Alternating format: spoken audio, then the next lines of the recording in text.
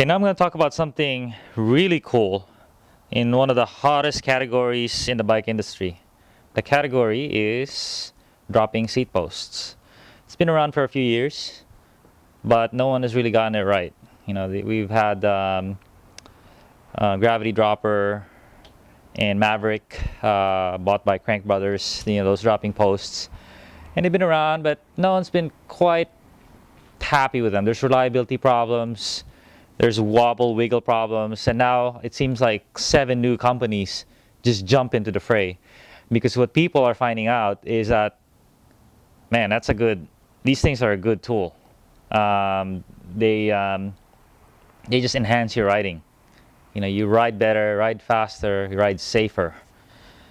So at the end of the day, it's going to be a big part of all mountain biking and even cross-country biking, I think. So to cut to the chase, X-Fusion surprised me when they said they jumped in the game and they had something good to offer.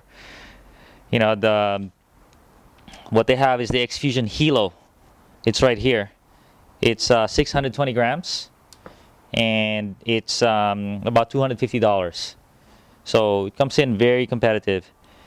And I got it and I go, man, thing is sweet. First thing I do when I get these posts, wiggle it. Hardly any wiggle. A lot of them are like tuck, tuck, tuck, tuck, tuck, and it's annoying. You get used to it, but this is your interface to the bike, so you don't want it wobbling too much. You want it as tight as possible. So I was pretty happy about that. They're proud of the technology to do that. And then, so I think it's a 4-inch drop, which is sufficient. Some 3, I think, is just not quite there. And check this out. What I have here is just a local lever as opposed to a remote lever. And all my other suspension posts had remote levers. And I said, man, let me try this out since this seems to work. And it only works if you have a good system, because you're kind of busy, biking, climbing, descending. And when I started playing with it, I go, man, I can deal with that. When you're riding, that's not so hard. Just that's just like reaching over just your shorts or something. And I've ridden with it. It's awesome. Saves weight, saves clutter, cable clutter. And I think my bottom line advice is if you can ride, drink your water bottle, and put it back, you could do this, no problem. You have to be comfortable with it because you're gonna do it right when you start. You're gonna drop it right when you start descending. But just like the lever is nice and the action is so smooth, yeah, it makes it possible.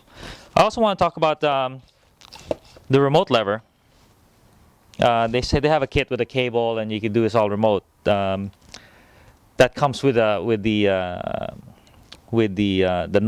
normal price, and it's cool because it's one of the sweetest levers I've seen. It sits right here, right where you can reach it, and it's like flat. Just thumb it like this, and there you go. You're activating your seat post. So one of the best designed levers I've seen. So I'm super impressed, especially that no wiggle action.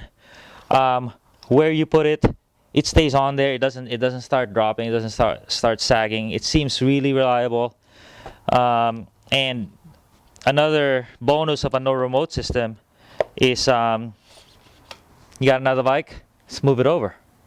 When you have a cable, you're not going to move it over to your other bike. And bottom line, once you start using these dropping posts, you're going to want them on every ride. They're just so much more convenient, so much safer. So downsides, there's really not a whole lot. It's still early. Durability, time will tell if it's durable or not. This thing looks kind of skinny compared to most.